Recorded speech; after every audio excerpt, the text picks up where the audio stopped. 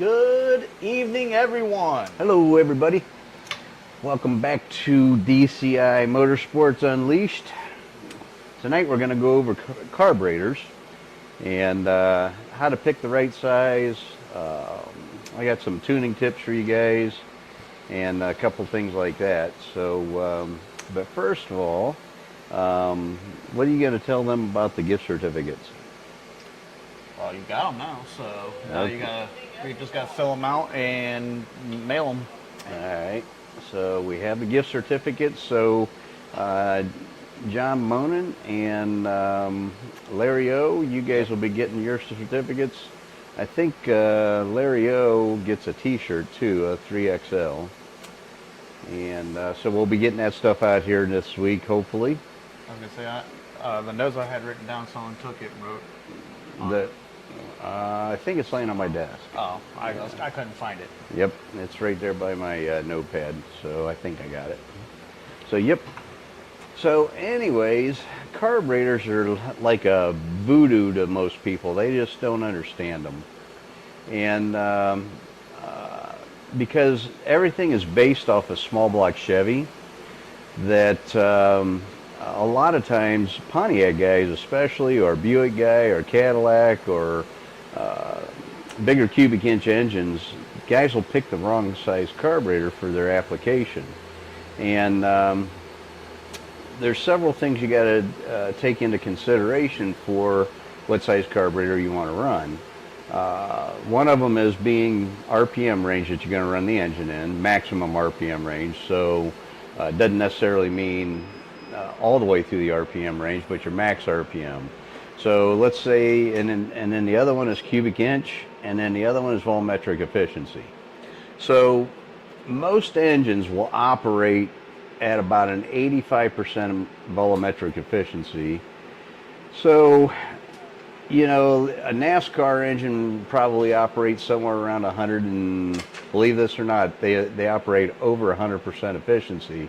They might operate around 108, 109, maybe even 110%. And so they're going to require a much larger carburetor, even though it's a 358 cubic inch engine.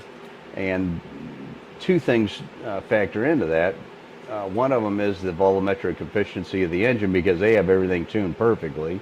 And the other is the RPM range them guys run at. They're running at 9,800 RPM. So they're going to run a much bigger carburetor than what a guy on the street would run with a street car at 85% volumetric efficiency at 358 cubic inches. So if you look at a carburetor chart, they go off 85% efficiency. And with that being said, many times they underestimate the carburetor size for most engines.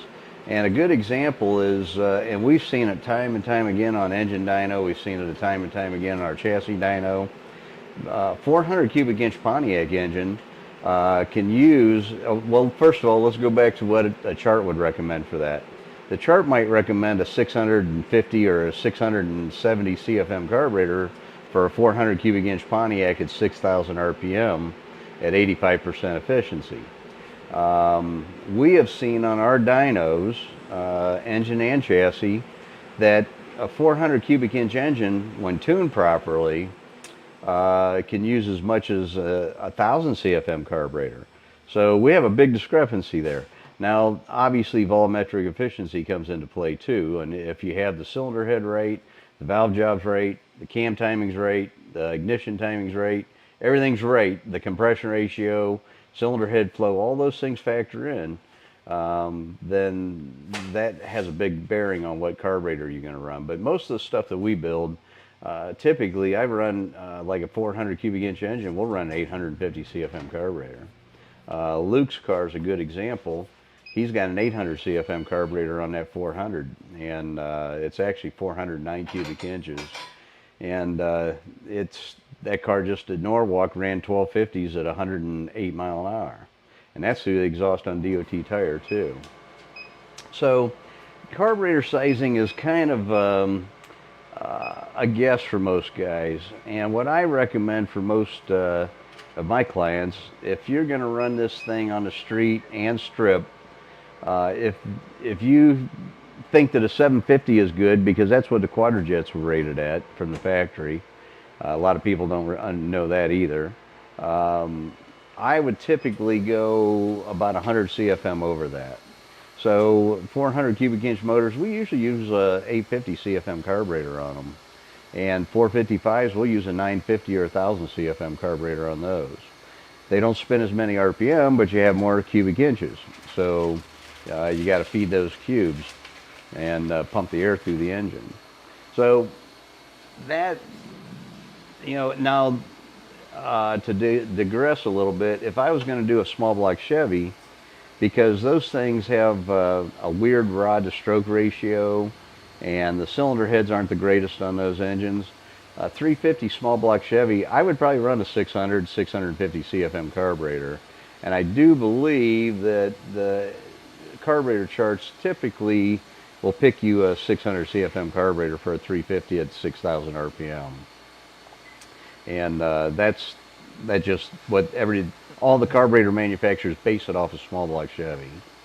So that and then something else too that you got to consider. So when you get into the real high-end race style engines that operate at around 100 plus volumetric efficiency, you don't go by CFM anymore. You're going by throttle plate and venturi size. That's why if you have a custom carburetor built by I don't know, like Braswell or somebody like that, they're not going to ask you, or they're not going to tell you, well, we recommend our 850 CFM carburetor. They are going to recommend to you, we offer this throttle blade with this venturi size and this booster design for this application for the RPM range you're going to run in and the cubic inch of the engine. And that's how they do it. They don't do it by CFM. And if you ever notice on a dyno sheet, you might have say a 1000 CFM carburetor on your engine, but if you have an airflow meter on the or bonded on the carburetor whenever you're running your engine dyno, it might pull 600 CFM or it might pull 1100 CFM. So it just depends on how the engine's operating and if it wants more air or not. So you can pull more air through a carburetor that's rated at 1000 CFM, and it could theoretically pull 1000 or 1100 CFM through it. So that's something to take into consideration too. You don't necessarily, with the higher end stuff, you don't go by CFM ratings. You go by carburetor size, kind of like cylinder heads and CSA. We don't go by flow ratings anymore. We go by cross-sectional area on the port, and that's basically what you're doing with a carburetor too. So how do you figure out like tri-power? Tri-powers, I mean, you don't have a lot of choices on tri-powers. The factory stuff, now you can modify them and you can increase the CFM of the carburetors by porting them and or machining them and putting bigger throttle plates in them. I've done that before. So you can increase that, but typically you're stuck. You know, the factory has, like we'll say for instance, 65 GTO's got a small center carburetor and two big dump carburetors on it. And I don't know the exact CFM rating on these. Maybe one of the guys that are watching tonight can tell us that, but I do believe like in a 65 tri-power, the center carb is somewhere around 270 to 290 CFM, and the end carburetors are like 325 CFM. So they're, you know, what is that, 650 and we'll round it up easy, so 300 for center, that's 950 CFM. So factory over carbureted them too. And that was, and they did that on the Corvettes. Mopar did it with their, 440s and 340s. And actually, I just learned the other day from a customer that was here. I didn't realize it, but if you took your 340 back to the dealer back in the day, your Chrysler 340, and had a problem with your center carburetor, the service replacement carburetor was off of a 440. So you actually got a bigger center carburetor whenever you went back to get your car serviced at the dealer, if they had to replace the carburetor. I didn't know they did that. So that's kind of cool. Just a little tidbit information. So when you're tuning a carburetor, there are certain steps you got to take. Now these are minor tuning. This is not jetting. This isn't changing air bleeds or anything like that. We're just going to start with the basics because you got to get the basics done first before you can advance to the more technical, like the jetting and the air bleeds and those kind of things. So the first thing you're going to want to do is you want to make sure that you have an adequate fuel supply and you have the proper amount of fuel pressure at the carburetor. So a lot of guys will mount the regulator on the fender well with the gauge right next to the regulator on the fender well. You're this far away from the carburetor. So between here and here, you're going to get a pressure drop. So if you have it set at 6.5 at the regulator, it might only be 5 or 5.5 at the carburetor. So I highly recommend you don't put your regulator or pressure gauge at the regulator. You put it on the carburetor, and you can do that with most fuel lines now. They got a port on them, and you can screw a gauge into the port, and you can measure the fuel pressure right at the carburetor. And you want, for most carburetors, you want right around 6.5 to 7 psi. I usually typically set them at 6.5 psi. And if it's a real high RPM deal, we might bump it up to 7. Because what happens when you're going down the racetrack, your fuel pressure is going to drop off a little bit as the car accelerates down the track.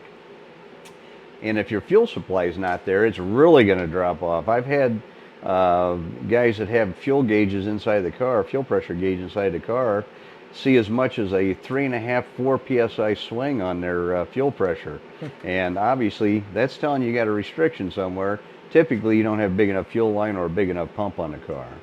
So you want to try to maintain that 6.5 psi all the way down the track. And if you don't, then you got to start looking for a problem. So that's the first thing you're going to do. You're going to get your fuel pressure right. Make sure you got adequate supply, and the car or your fuel pump's big enough to supply the engine for the horsepower rating. We talked a little bit about that, I think, last week too. And then, so then after that, what you're going to do, the next step is you're going to adjust your float levels. Now this is a Holley carburetor or a quick fuel or something of that nature. Holley offers a clear sight plug that screws into the screw that goes on the side of the bowls that you can take out so you can adjust the float level on it. And you want to do this running. It's dangerous, so you got to be extremely careful because you don't want fuel spewing all over the place. And if you got a bad ignition wire or an arc somewhere, it's going to catch on fire. So big disclaimer: do not do this if you think that you have any kind of a spark leak anywhere. Unless you have full coverage insurance.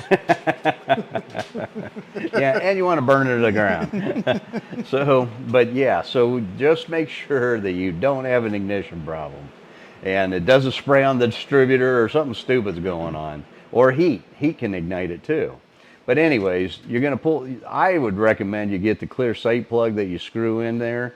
And you want that to be about halfway up that sight hole on the side of the carburetor here. And that's why I recommend the sight plugs on them. And how you do that on a Holley carburetor, can they see this here? Yep. Okay. This screw here and this nut adjust the float level up and down. So you're going to loosen this. This is a lock screw. This is the adjusting nut. And to make the float level higher on a Holley, you're going to turn it counterclockwise. And if you're going to make the fuel level lower, you turn it clockwise, and then you lock it back down with that screw. And it's going to seep fuel there whenever it's running. So I usually put a rag around here so that it catches the fuel and it doesn't leak all over the engine. And I highly recommend you guys do that as well. And you're not going to take this screw completely out or loosen it way up. All you need to do is loosen that dude up maybe 1/8 of a turn, 1/4 turn at the most, and then you can turn and adjust that thing so the fuel doesn't come spewing out of there. And you're going to want to do front and back float levels on your carburetor, and you want to do it on level ground. You don't want the car sitting up in the air, sitting down like this. It's got to be level. The carburetors on some engines are going to set it at an angle anyway, one way or the other, especially in a boat or something like that. And that's why they make wedge plates to get the carburetor level again. And so you want to try to get the car as even or level as possible before you do that. So once you get that done, then your float level is good, your fuel supply is good, your fuel pressure is good. Now we can start doing a little bit of tuning. And the first thing you're going to want to do before you do anything is you want to check your ignition timing, make sure your ignition timing is where it's supposed to be at, because I can't tell you how many guys don't do that and they can't get their carb tuned right because they don't have the ignition timing right. So you want to check that first thing.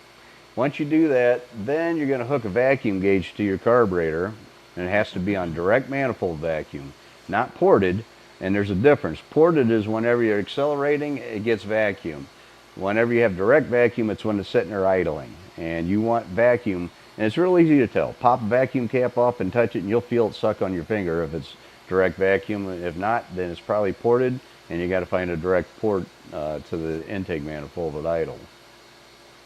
And so the reason you're going to hook a vacuum gauge up is what you're going to do is you want to, like this carburetor here has 4 corner idle circuits on it. And you're going to start with the primary side first, and then you're going to do the secondaries. But I go here, here, and then here, here. And it's just habit. That's just the way I do it. And I go around the carburetor 2 or 3 times, and what you're going to do is you want to adjust the idle mixture screws to give you the highest manifold vacuum. So if you start out at 10 inches of vacuum, you want to keep adjusting that and try to get as close to 12 inches of vacuum, let's say.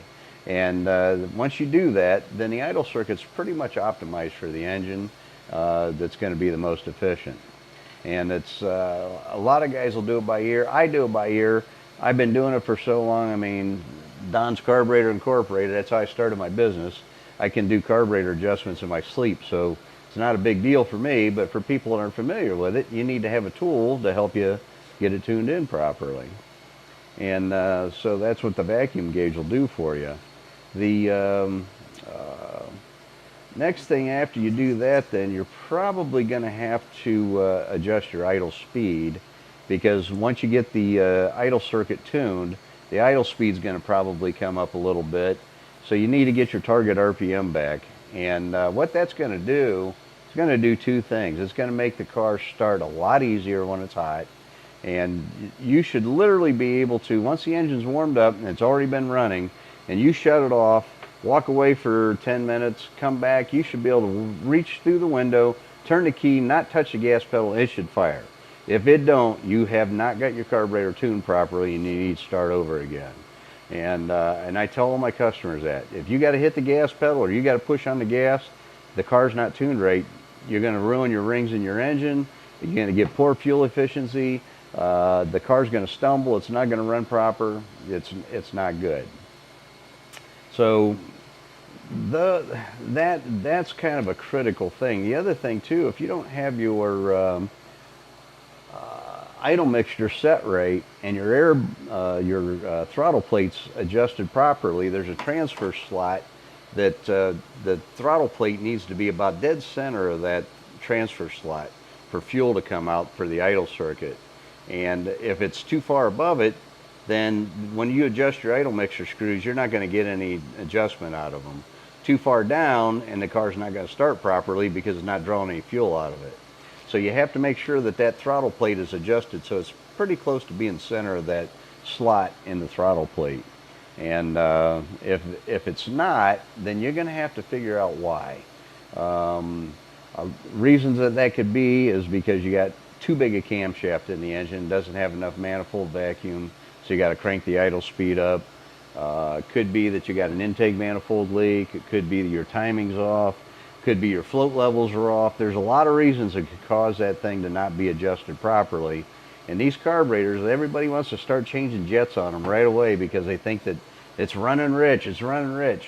If you don't have your idle mixture set properly at idle and the throttle plates aren't in the right location, it will smell and run rich. And typically it's not because it's rich, it's because it's lean. And what's going on is your manifold vacuum's dropping down too low and your power valve's opening up, which makes it artificially rich. So you got to make sure that you take all these steps properly. Speaking of power valves, so now we're going to look at the power valve. The only way you can tell what power valve's in the carburetor, unless you, like a Holley, they list online, you can look up your list number on your carburetor and it'll give you the size power valves that are in that carburetor. And you want to run a power valve for a street car. You really probably ought to run one for a race car too, because it keeps it clean right idling through the pits. Otherwise, if you don't, if you take the power valve out and you block it, You're not getting that power enrichment from the power valve circuit anymore, so now you got to increase your jet size. And what's going to happen when you increase your jet size? You're going to consume more fuel, idling, cruising, low speed. You know, the power valve is designed to open up at full throttle or hard part throttle to enrich the fuel mixture. And once you get up to RPMs or speed where you're going to run at and steady off or plane off, then the manifold vacuum comes back up and the power valve closes and it leans the engine back out again, so it's not taking in so much fuel. So with that all being said, the power valve is pretty critical component in the carburetor. Now, when they backfire, that blows out, right? On Yeah, Hollies? they do, because it's a rubber diaphragm, and if it backfires through the carburetor, it'll rupture that rubber diaphragm. Then the power valve is useless. It doesn't work anymore. It's like having. So that was what I was going to tell you. If you remove the power valve and you have to jet up accordingly, the power valve is typically worth 8 to 10 jet sizes. So if you're running a number 70 jet in the primary side with a power valve, you take that power valve out and block that off, it's going to go to 78 jet. You need a 78 jet in that primary side to be equivalent to having the power valve in there. So see why it's important that you make sure you run the proper power valve. And in a street car, it's critical because your fuel economy will take a dump. You're increasing your jet size by 8, and the engine's going to consume that fuel, but it's not going to burn it all. So you have to make sure you get that set up properly. But like my son said, power valves on a Holley carburetor are known to blow out because they're basically a rubber diaphragm that sees manifold vacuum. Well, when it backfires, what happens? Poof! It pops in there and blows that diaphragm out. Now that power valve's not working anymore, and it's like having a 78 jet. And so that'll cause a lot of problems, like black soot in your tailpipes and bad fuel economy and hesitation and poor performance. So you gotta, check the power valves. Typically, I tell guys with Holley carburetors, rebuild them every year. That way, because even our fuel today, the alcohol in the fuel will dry out the power valve diaphragm, and it'll get hard and brittle, and it'll break from the vacuum trying to suck on it. So Holley or most carburetor manufacturers typically recommend about half your manifold vacuum at idle for the power valve size. So in other words, if you got 12 inches of manifold vacuum at idle, your power valve should be 6 inches. I recommend a little bit bigger than that. So if you have 12 inches, I typically recommend like an 8. And what that means, that power valve is rated by inches of vacuum. So that power valve is designed that if it's an 8, and it'll have HG on there, which is designation for vacuum. If it has an 8 vacuum or an 8 number power valve in it, then whenever the manifold vacuum drops down to that 8 pounds, that power valve opens up and enriches the engine and gives it more fuel. And so for most performance engines, you're going to want a little bit of rich mixture right off of idle whenever you're accelerating from away from a light or whatever.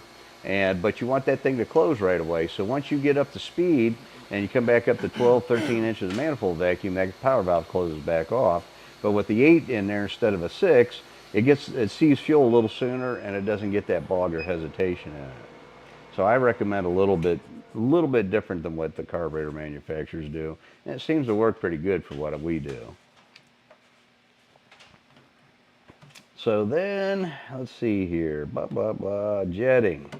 So jetting, everybody wants to jet these carburetors. I got a 750 on a 350 and it's just too big a carburetor, I got to jet it down. Jetting has got nothing to do with the cubic inch of the engine. It's got everything to do with how much CFM is flowing through the carburetor, and these carburetor manufacturers aren't dummies, and they're not going to put the wrong jets in it. If you have to take more than 2 jet sizes out of the carburetor or add more than 2 jet sizes, you got a problem. You either got a cam timing issue or an ignition timing issue or an engine that's not sealed up, the rings are shot, or something's going on. So you should not typically have to jet a carburetor more than 2 jet sizes either side of what the factory recommends. So if it's a 70, you shouldn't have to go more than down to a 68. If it's to lean it out, to make it rich, you shouldn't have to go more than a 72. And that's a pretty good rule of thumb. And usually when I do a jet change, I go 2 jet sizes at a time because I want to see the difference. I need to see if I'm going the right direction or not. Because if you go 2 jet sizes on the positive side or rich side, and you don't see any difference with the performance of the engine, then we got a problem. We got to start looking and see what the hell's causing the problem. And that's why I do 2 jet sizes. And then after that, you can fine tune it if you want to, and bring it down a jet size. And Holley has 2 different ways to rate their jets. They do it by orifice size, and they also do it by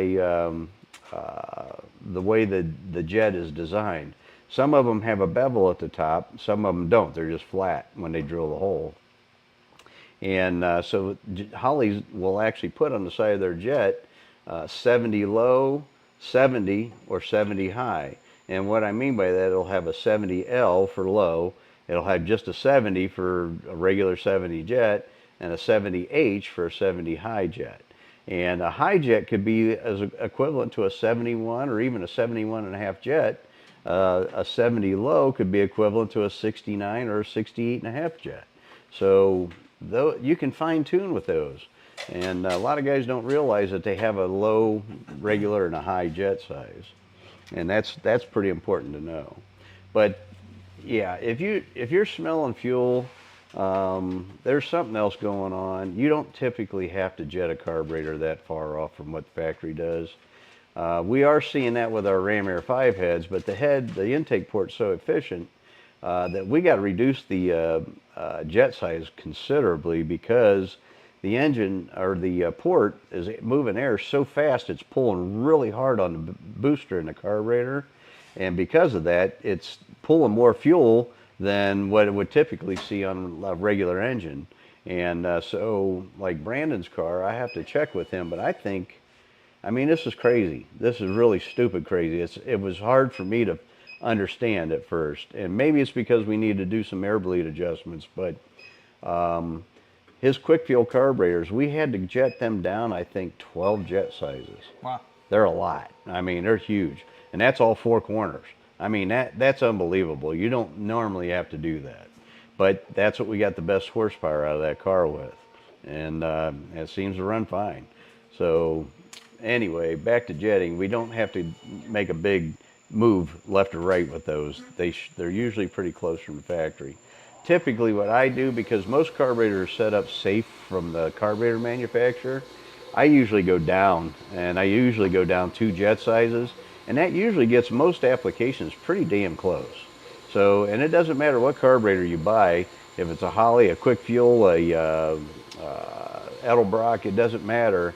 Most manufacturers make them rich on purpose because it's safe that way. Rich is safe, lean is mean. But lean can burn the piston, it can burn a spark plug, it can detonate an engine. So they start a little bit on the safe side, and that's why I typically jet down with most carburetors when we pull them out of the box. I'll put it on the engine first, see how it runs, but after we run it, then I typically jet it down a little bit. Then, like I was talking to you about the power valves, and this is the last thing we'll talk about tonight because I feel like I'm long-winded, I'm boring you guys. But anyways, the last thing we're going to talk about is the PVCR. What that stands for is Power Valve Channel Restrictors. Now, where that power valve screws into the throttle block or metering block for the carburetor, there's passages behind there, and that's where you get the extra fuel from. And they're attached to the main fuel circuit. So when that power valve opens up, what that does is it exposes that main circuit to those power valve restrictors, and it allows more fuel to run through there until it closes again, and then it shuts them off, and then you're not getting fuel.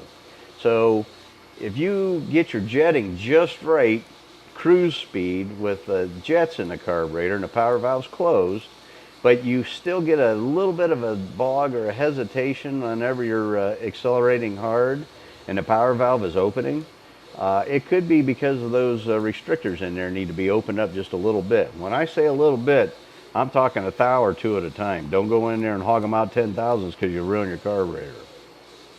But you can fine tune.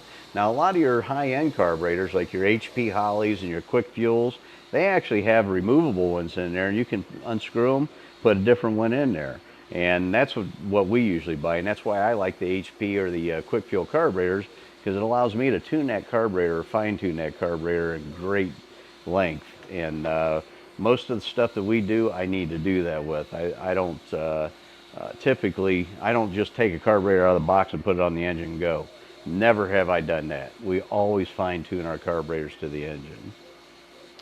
All right, so I'm done talking. What do we got for questions? What'd you think, Di? I think so. Oh, bummer.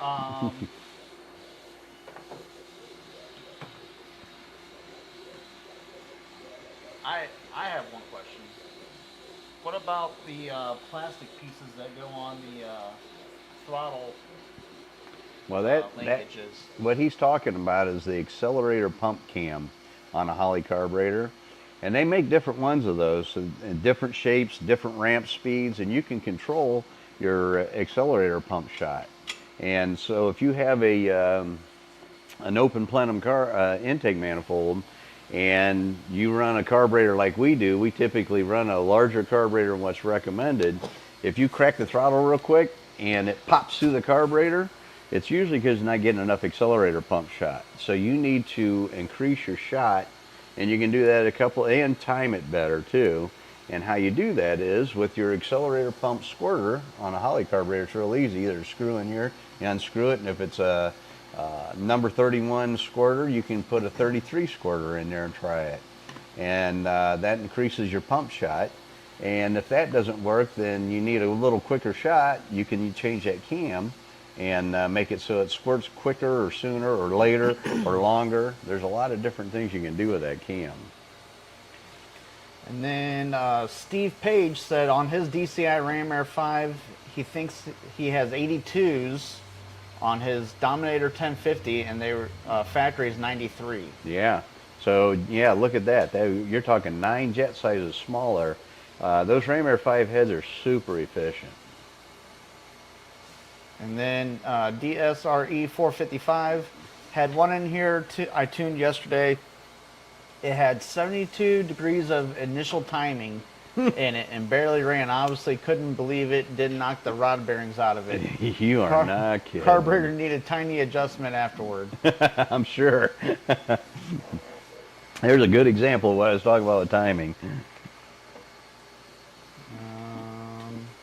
BNR Racing said the 1965 GTO Tri-Power was rated 780 CFM. The 66 GTO Tri-Power was 810. Okay. Old 2-barrel CFM ratings converted to Holley test flow depression 1965 Pontiac Tri-Power is a 935 CFM. Ah, okay. Yeah, that's another thing too. You know what? They test carburetors at a different test pressure than they do cylinder heads. So those numbers are kind of, yeah, there's some, now there's where the voodoo comes in. Typically they'll test a carburetor at like 1.5 inches of vacuum or test pressure, as opposed to like we do with cylinder heads at 10 or 28 or 25. And then what are these, what are those, Ventries? Those are boosters in there. The Venturi, Boosters? the Venturi is the part. Yeah, funnel? right, Okay. right. So what's the boosters do? Well, the booster obviously is, and so there's a lot of different booster designs too. You have an annular booster, which has got a whole bunch of holes around it, just like a shower head. Or you have a typical down leg booster, which is in most Holley carburetors, and basically it's just got one hole in it, but it's positioned in such a way in the Venturi at a different height so that it gets, it sees a lot of pressure drop, and it'll atomize the fuel better. And you can, that's another way you can tune a carburetor. I mean, carburetors, when you buy a custom carburetor, the reason you're paying so much money for those is because they are doing all that voodoo magic to these carburetors to make them work in your application.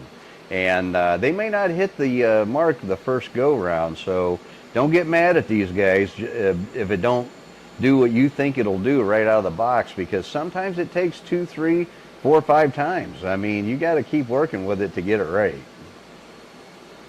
And Old School Twist said, the jackass that built my E85 double pumper dual quads accidentally put jets for a 100 CI bigger motor than mine and accused me of messing with it. Had to drop 10 sizes all the way around. Whew.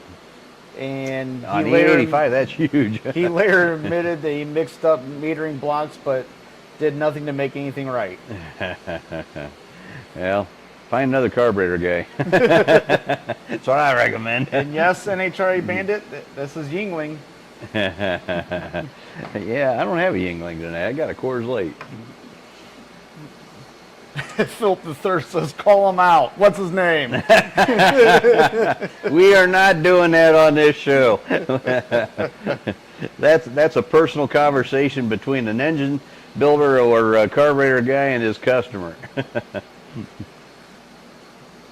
DSRE 455 says PV adds enrichment during transition into the main jets. Newer Hollies have PV blowout protection.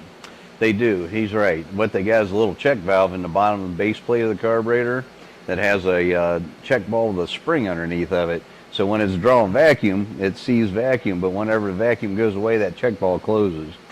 So that's that's a. I'm glad they did that, because the later model carburetors don't have near the power valve blowout that we used to see in the old carburetors.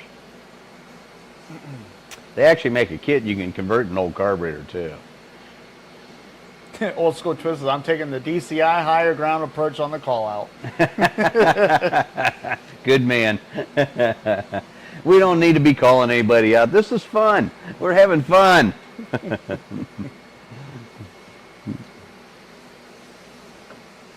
Randy French says, I need to bring my street car over to you and have you work your magic on it. Yep, we got the... And guys, you need to see this magic to believe it. When he's at the shop, he doesn't do it at the racetrack, he gets embarrassed. But when he's at the shop, he runs around the car going, oh, and he does like this little rain dance thing, and he touches the car and caresses it, and then he takes the carburetor and goes, vroom, vroom. I don't know what kind of stuff he's I'll try smoking. to get it on camera. But I don't do that. You know what? I do rub it. Uh-huh. I do rub it. I let the girl talk to me. I gotta talk to her. She gotta talk back. But yeah, it's a sight to see. Yeah, I'll have to get it on video. You become one with the engine. Yes, that's why they call him the medicine man. That's right.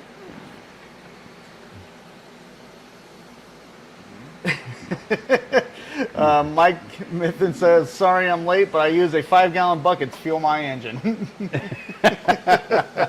Perfect. Yep, as long as you have more 5-gallon buckets in your trunk. Yeah. I don't know how that works going down the track. Well, yeah, you know. I hope he's got a lid on it. DSRE 455 wants to know if you have anything coming out new anytime soon.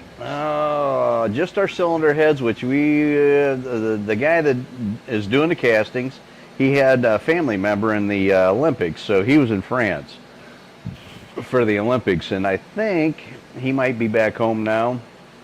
But he told me when he gets back, I am a priority, and he's going to get me some sample castings. And I talked with the machine shop, and so they've got drawings. They're going to give me some quotes to get these things machined up. So we're getting closer to getting some numbers and knowing what we're going to sell these things for. But we're still a little ways away, so don't get too excited yet. I did speak with a company today, and some of you are aware of it. I'm not going to right now divulge a lot of information, but we got something pretty cool and exciting that we're going to try working with another company about creating a package for our Ram Air 3, 4, and 5 cylinder heads, and build engine packages with this with this deal, and we'll see how that all turns out. It's too soon for me to expose all that right now. I shouldn't even say anything because I don't want to get you guys all excited, but it's going to be really, really cool. Has the motor that you guys built, premiered on Two Guys Garage yet? Oh, you know what? I just got that back today because we have to finish it. They were just needing it for the show, and we didn't have it done yet, so we got it to the point where we could send it off so they could use it for the show. I don't know. I don't watch TV, so I can't. I didn't know if they contacted you. Said. Well, I did speak with the owner of the engine that we're building it for, and he sent me a couple of links. But I don't have cable. I don't have none of that, so I don't know how. I don't have any way to watch it. I don't know if you can watch it on YouTube. Can you do that? Probably. Because I got the internet, but I don't have cable TV. I don't have nothing. Yeah, you probably can watch it on YouTube. I got rid of Netflix once I found out what they were doing. Like Power Nation and all them, they're on YouTube now. They don't even do it on TV. Oh, really? Yeah, so it's from my understanding, yeah. So it's on YouTube? I would assume, yeah. Well, how do we find that? I don't know how that works. I don't honestly watch TV. I haven't watched TV in probably 30 years. I just don't watch TV. My idle time, what I'm doing is I got my notepad out and I'm writing down ideas and clearing my brain. But I did get a link from that guy. I mean, I can grab my phone real quick if you can't find it. Maybe you can find that link. It looks like I'm going to say no. Has not aired yet. Well, the one with the frame did air, I do believe. Well, if it did, it wasn't, because this is from 3 weeks ago. These are their...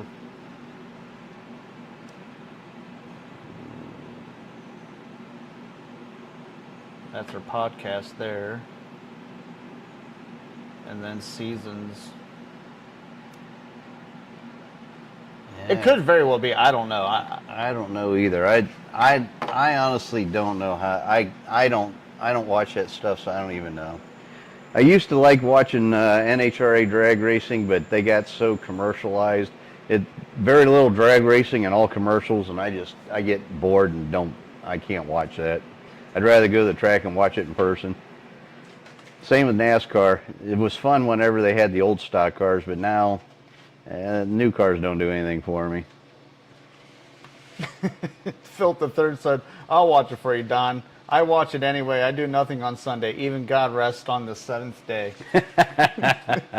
I do take Sundays off. I'm not going to lie. I do take Sundays off. But I got a honey-do list that's about this long. My wife's watching right now. She's going to yell at me when I get home. But I got things to do. I got campers to wash and islands to build and laundry to do. You gotta wash a camper. I washed it this spring. Okay, well, when you gotta wash it again? I don't need to. It's clean still. Well, then I put a new hot water tank in it. I tore the island apart. I got to get the island done. Well, the island you do need to get done, but yeah, you can't use the excuse of washing the camper. But you only get 8 Sundays in a summer here. You calculated that. Whew, buddy. John Choice time on your hands. John Monin says, best episode of Red Green Show is when he uses a toilet for a carburetor. What's a red-green show? I don't know what that is. I don't either.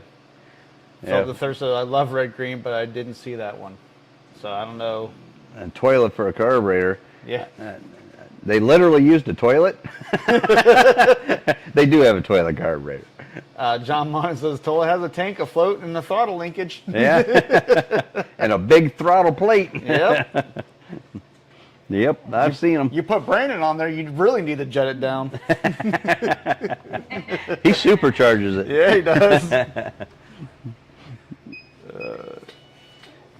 Him and Luke today. And the Phil Third says, that's why I record NHRA and skip the commercials. Yeah, it's ridiculous. It's like every other freaking 30 seconds there's a commercial on. It's crazy. So what carburetor would you recommend nowadays? Is Holly still like top of the food chain, or?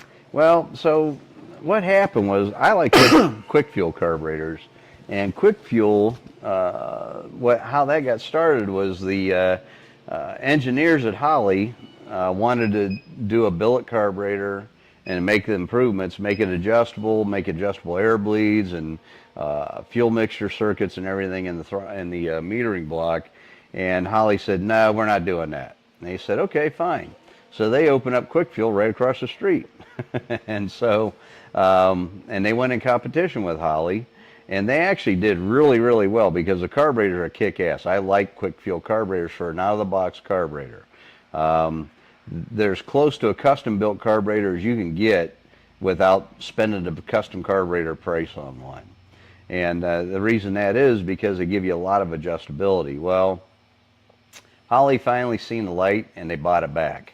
And not only did they buy it back, they tried to compete with their HP line and kind of do what the quick fuel guys are doing, but even their HP line wasn't as good as a quick fuel carburetor.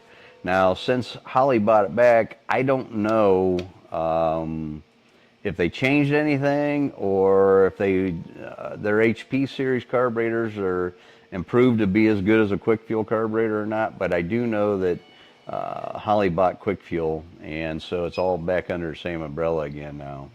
But I like quick fuel carburetors.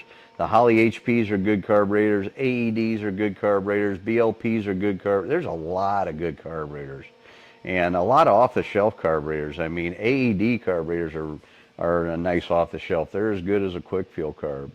I like the quick fuels because they're a little bit more price competitive.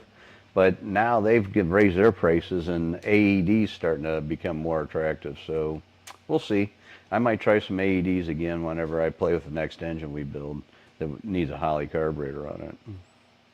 Old School Twist said the motor that took a dump in his wife's car has one of the Summit carburetors on it. Looks like a Holley, tops come off like a Edelbrock. Seemed to work pretty good. Yeah, that thing's a toy though. I don't care for those carburetors. The metering circuits are marginal in those things, and I'm not picking on your carburetor. Just if you're asking me, I'll be honest, and it's not the best carburetor for most applications. It works, but it's kind of like an Edelbrock, one of their AFB knockoffs. It works, but it's not the best carburetor. Rich Untersa. Oh, there you go again. Yep. You know, that rich guy. Yeah. He says, Q-Jet, LOL. No, I love Q-Jets. Good carburetors. They didn't make 1,000 CFM Q-Jet, did they? No. They did make a 1,000 CFM thermoquad carburetor that had a plastic fuel bowl on it. And those are pretty good carburetors, too. You know, believe it or not, Quadrajet carburetor is so hard to beat. I mean, the only bad thing about a Q-Jet carburetor is the float bowl. If it had a bigger fuel bowl in it, that carburetor would probably be king right now. But unfortunately, you see the size of the float bowl on this carburetor. This is literally probably almost 3 times as big, at least 2 times as big as a Quadrajet float bowl. And, you know, the Q-Jets just run out of fuel so fast, and especially on a high horsepower deal. What's the biggest Q-Jet they have? 850? The biggest one is 800 CFM. 800, so that's the biggest one? Yeah. And so Quadrajets, how you can adjust the CFM on those, the secondary air door, they all have the same throttle plate sizes in them, but the like a 600 CFM on a small block Chevy is still 750 CFM. It just, they limited the secondary air door so it only opens up that far instead of opening all the way up. And you don't want the thing to stand straight up and down. You want it to have a slight angle away from, because there's tubes in there where the fuel come out, and you don't want to block that by making the throttle plate open too far, or the secondary air door open too far. Untersay. It's not that hard, Dad. No, it ain't. You know, I don't understand why you keep screwing it up. I don't either. DSRE 455 says that new Edelbrock 4150 based carb seems to be doing very well. Looks like a Holly. Oh yeah, you know what? I want to see one of those. I haven't got to play with any of those yet. I think it's programmable with a laptop too. If it is, that's interesting. What? I don't remember what they call that thing. Like it's got a certain designation, like an AFS or I don't know what it's called, but it's pretty cool. I guess it's you can actually tune the thing with a laptop. And Edelbrock, I'm surprised came out with a carburetor like that. That's pretty kick-ass. You looking for it?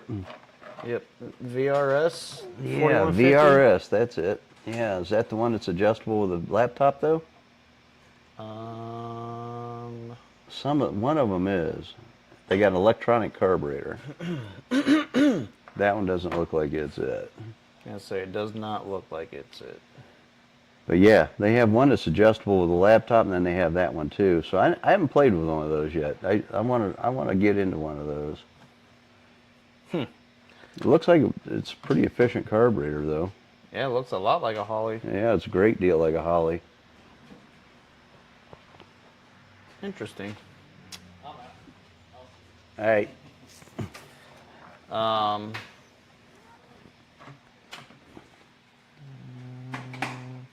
Rich says -10 or -12 fuel line into the carb helps with the fuel bowl on the Q-Jet. A -10, yeah. Or yeah, -10. Yep. BNR Racing wants to know, have you ever built a Quadrajet E85 for E85 fuel? No, I don't think that the fuel bowl would be big enough. Now, is there a way to modify that fuel bowl? Well, I had an idea back in the day, and I just never pursued it. But on a Pontiac carburetor, because the fuel inlet comes out the front, what I was going to do is make a float bowl extension that goes over top of that and extends out to where the fitting screws in there, and then drill 2 holes in the front of the carburetor body and put tubes in there and epoxy them in there so that they don't leak. And that way you can have that much fuel on both sides of that fuel inlet. I never did do anything with it, but that might work. That would help quite a bit actually. BNR Racing said, I spent 30 minutes breaking into my pickup with a radio antenna, darn auto-locking door locks. Yeah, no kidding. My wife does that to me all the time. This is no kidding though. She is so lucky. I don't even know how she does it. She'll bang on the door, pull the handle a couple of times, and it opens up. I don't get it. I don't know how she does it. Because it's scared of her. Apparently, I don't know. Yeah, but me, I lock them damn doors and I can't get them open with a key.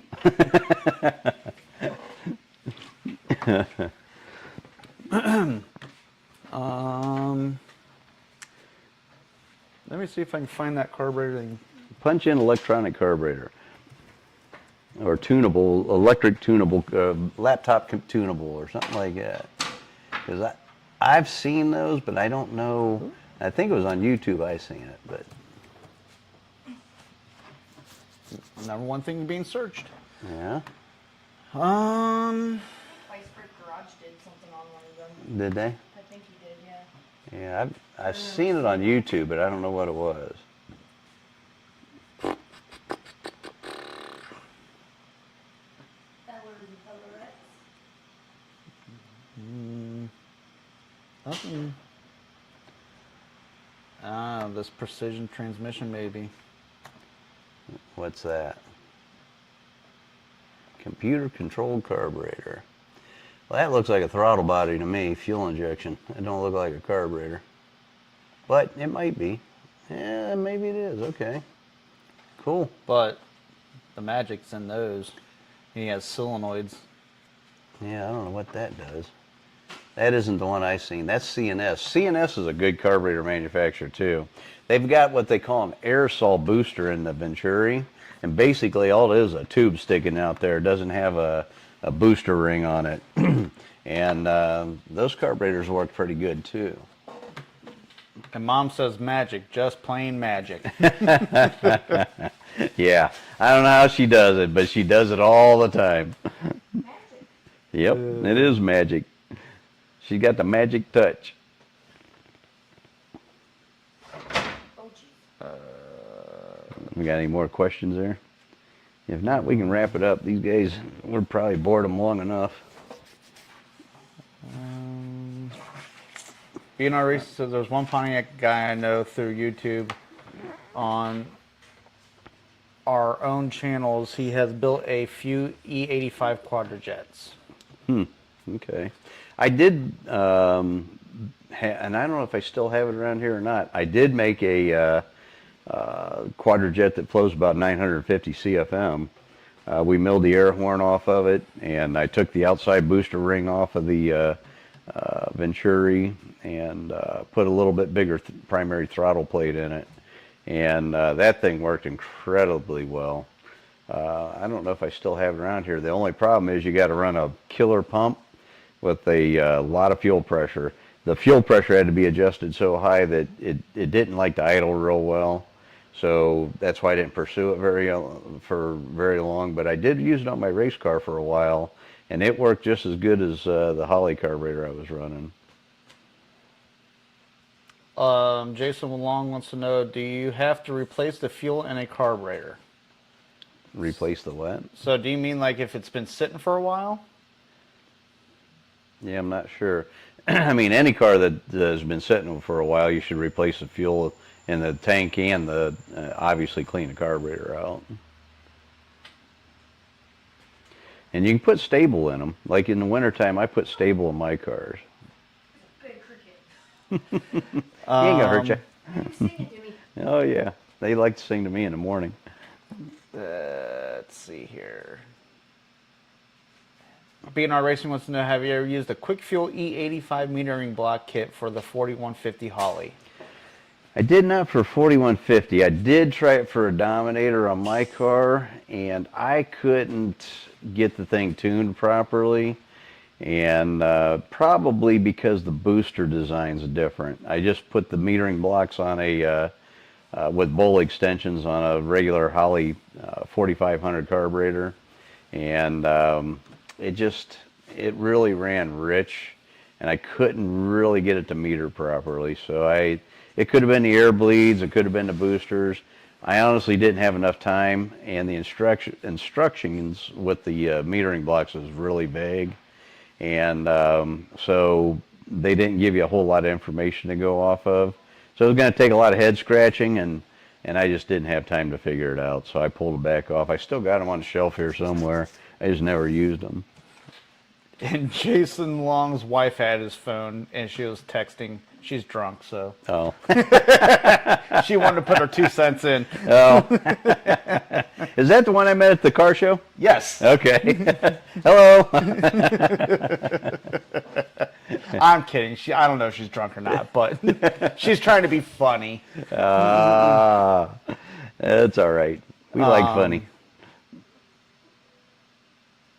BNR Racing asks, how much is the good stuff in Ohio? 110, 112, 114. 110, I know, is 10.30 something a gallon now. Is that right? Yep. We build everything to run on pump gas now, so I haven't bought race fuel in a long time. I honestly don't even know what race fuel costs. I hear rumors, like Sunoco Sunoco Blue, the 110, I think it is like $16 or $17 a gallon. And Cam 2 is what I used to buy all the time, which was like 105 or 108 octane, which I was paying, and I thought was ridiculous back in the 80s and 90s. I was paying $3.70 a gallon for it back then. Hell, I pay that all day long now. Right? We're paying that for pump gas. Yeah.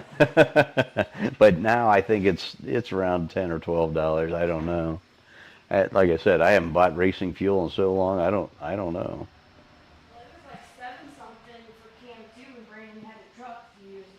A few years ago, yeah. Yep. Yeah, everything's went up a lot. So I remember going to get my race jug full of Cam 2 to go to the racetrack because we had a gas station. You couldn't pump it in the car. You had to pump it in jugs because they didn't charge a road tax on it. But anyways, to get a jug of race fuel is like $23 or something. And I just bitched up a storm because it was only 5 gallons. And for $23 back then, I could fill my tank up, and it was like 18 gallons. So, Yep. When I first started driving, I'm showing my age a little bit, I was only paying 69 cents a gallon for fuel. So dinosaurs just died then. And Shortly before that, the yeah. technology was just coming out to refine all the fuel. Yep. Because before that, we ran on kerosene.